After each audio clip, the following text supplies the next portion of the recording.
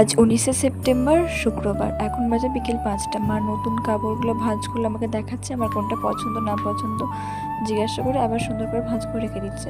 আমাকে বলল ব্যাগটা প্যাক করে দে।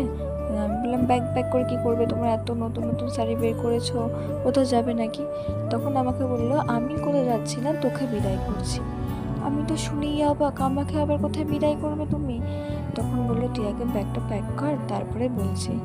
আর সত্যি কথা বলতে সবসময় এরকম ট্রলি ব্যাগ আমাকেই গোছাতে দেয়, কেন জানি না, তো আমাকেই গোছাতে দেয়।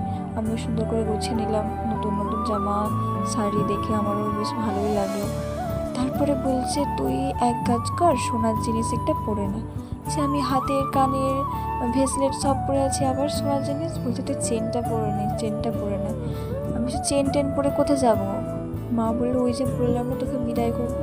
এবার কিন্তু আমার সত্যি সত্যি ভয় হচ্ছে। আচ্ছা, পরের ব্লগে দেখা যাবে মা কোথায় বিদায় করবে।